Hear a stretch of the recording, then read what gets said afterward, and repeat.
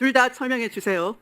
그 현장에서 작성된 압수 목록은 압수 목록 교부서라고 해서 전성배 씨한테, 그러니까 피압수자인 전성배 씨한테 교부된 거였고요. 당시에 그 앞서 진술을 했었는데 저희가 압수 목록에 예, 구체적으로 다 관본권 여부, 그다음에 별개의 현금, 예. 또 그다음에 신한은행권 이렇게 별개로 다 정확하게 기재했습니까? 저희가 그때 그 앞서 진술한 바와 같이 저희가 관본권을 모두 처음 봤었습니다. 압수팀 아니, 인원들이 내용만 얘기하세요. 처음 보고 안 보고를 떠나서 그렇게 했습니까? 안 했습니까? 그래서 그 못했습니까? 관본권을 별도로 기재를 하지 못했습니다. 어떻게 기재했습니까? 그냥 모든 일반 현금과 같이 현금으로 같이 기재를 했었습니다. 현금을 어떻게 기재했습니까? 현금 3,300매로 기재를 했었습니다. 압수 확인서에는 예. 압수한 5만 원권 3,300원 상당을 확인하였음. 네, 맞습니다. 이렇게 압수 목록도 그렇게 기재를 했으면 그것이 예. 올바른 기재입니까? 틀린 기재입니까? 당시에는 관본권을 알지 못한 상태였고, 그래서 당시 그러면 현장 상황을 보고 했습니까? 현장 상황은 저희 압수팀이 단체 대화방을 운영했었고요. 단체 대화방에는 수사팀 당시 3개의 팀이 나갔었습니다. 3개의 검사실이 나갔었고, 그때 검사님들과 수사관들이 다 공유하고 있는 상황이라서 압수물이 다 압수 목록 교부서가 올라왔고, 그것에 대해서 컨펌은 받은 상태였습니다. 누구한테 확인을 받았습니까? 당시 압수팀장님한테도 컨펌을 받았고, 수사팀장님한테도 컨펌을 받았습니다. 수사 검사한테 보고를 했습니까? 예, 맞습니다. 그러면 누가 봐도 형태가 특이하고 일반 은행에서 유통되지 않은 현금 뭉치가 나왔는데도 그냥 5만 원권 얼마 이렇게 기재했다 이런 게 말이 되겠습니까? 최선영 증인. 네. 최선영 증인은 저와 같은 말을 이해할 수가 있습니까? 그 당시 그런 상의를 했습니까? 저는 단체 대화방에 같이 있었습니까? 현장 상황을 네. 공유했습니까? 저는 그때 압수 현장에는 나가지 않았고 카톡방에서 그 해당 현장 상황을 공유를 받긴 했습니다. 그러면 증인은 지난번 증언할 때는 한국은행 비닐봉지 5천 원권 개수 불효하고 신한은행은 띠지가 돼 있어서 그 포스트잇을 붙였고 나머지는 고무줄로 묶었다 이렇게 얘기를 했는데 그와 같은 지시는 누구로부터 받은 것입니까? 그때 그 개수하러 갈 때 저 이주영 계장님과 함께 갔었는데 이주영 계장님께서 한국은행 관본권은 비닐봉지를 뜯으면 안 되고 띠지도 뜯으면 안 되기 때문에 그렇게 세야 한다고 말씀해 주셨습니다. 그러면 그때 증인은 확실하게 제대로 한 것 같은데 압수 목록이 만약에 지금 저와 같은 부실한 말이라면 그게 납득이 되겠습니까? 저희가 압수 목록에 띠지나 관본권을 기재하지 않은 부분에 대해서는 책임감을 느끼고 있습니다. 증인의 책임감은 아니죠. 압수 목록을 작성하는 건 현장에 나가 있는 수사팀의 몫이겠죠. 이주연 증인이 잘못한 거겠죠. 그런데 그 자체가 지휘 검사의 지시를 받고 그렇게 한 것입니까? 그 3,300매라고 증인한테 물은 게 아니고요. 네. 네, 이주연 증인에게. 예, 그때 압수 목록 교부서는 아까 전에 말씀드린 것처럼 그것은 검사의 지시를 받고 그렇게 한 것입니까? 예, 맞습니다. 검사님 지휘 다 받았습니다. 검사의 지시를 받고 5만 원권 3,300매 이렇게 쓴 것이라는 거죠. 예, 맞습니다. 네, 그것이 중요합니다. 자, 그러면 최재현 검사 나오세요. 시간을 멈춰주시고. 최재현 증인은 1월 5일자 그 신문을 한 적이 있죠. 네, 있습니다. 네, 그러면 그 당시에 이 전성배를 신문하면서 누가 봐도 형태가 특이하고 일반 은행에서 유통되지 않은 현금 뭉치인데 전성배에게 이 돈 어디서 났는지 추궁하진 않았습니까? 피의자 신문조서에 나와 있는 것으로 알고 있는데 제시하고 사진 제시하고 어디서 난 건지 물어는 보았습니다. 어떻게 추궁했습니까? 그렇게 딱 한 번 묻고 지나갔습니까? 네, 그 부분에 대해 그러면 그때 당시 뭐라고 했습니까? 제가 조서 내용을 지금 기억하지는 못할 것 같은데 네. 아마 그것도 그때 진술하고 있던 내용과 마찬가지로 그 기도비로 받았다 이렇게 얘기했던 걸로 기억은 합니다. 그러면 증인은 그런 말을 그럼 더 이상 추궁하지 않고 지나갑니까?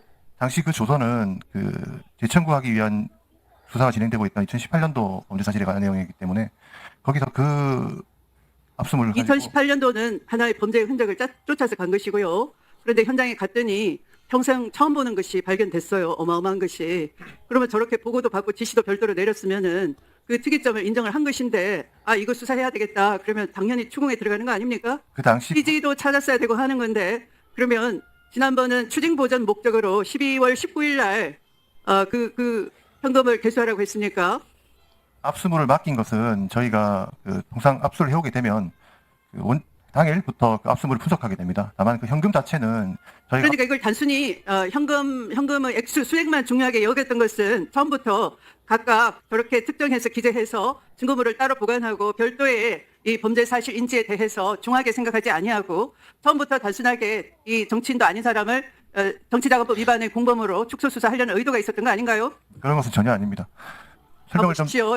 지금 증인 최선영만 하더라도 실무자로서 한국은행 비닐봉지 따로 하고 그다음에 신한은행 띠지 정확하게 포스트잇 붙여놓고 식별하게 해놓고 말씀을 좀 네, 고무줄 드려드리겠습니다. 묶음 따로 하고 이렇게 했는데 네, 말씀을 증인의 지시로 지금 이주연 증인은 이걸 합쳐서 1억 6,500 이 통상적으로 5만 원권 얼마 총액을 기재했다. 이게 말이 되는 겁니까? 설명을- 범죄 현장에서 압수한 것으로 치고는 증거인멸의 의혹이 있는 것 아니겠습니까? 네, 설명을 드리도록 하겠습니다. 들어가십시오. 설명을 좀 드리면 안 되겠습니까? 들어가십시오.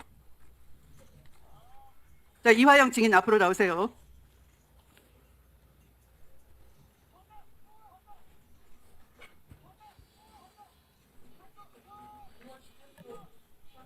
시간 끝난지 알고 있습니다. 저도 1분을 더 쓰겠습니다. 네. 자, 증인이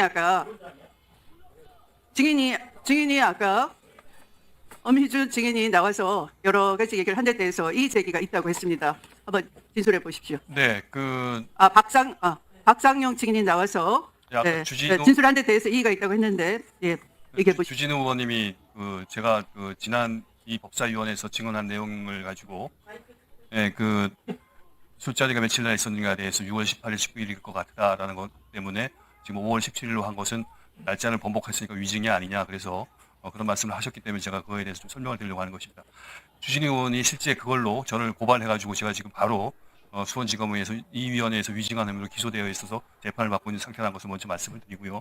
그때 제가 분명히 이 위원회에서 2번에 걸쳐가지고 그와 관련된 상황을 증언하면서 제가 날짜는 그해 5월부터 7월까지의 어느 날인 것 같은데 조금 헷갈린다. 그래서 특검 수사 같은 것들이 진행되어서 제가 좀 더 상황을 분명하게 알게 되면 날짜를 특정할 수 있을 것이다라고 분명히 말씀드렸었습니다.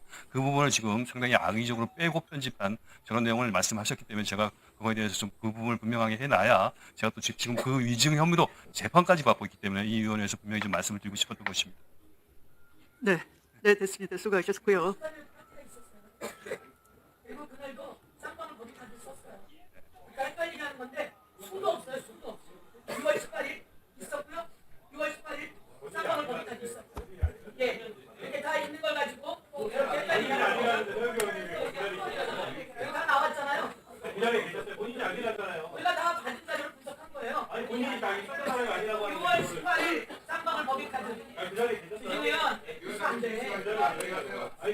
자,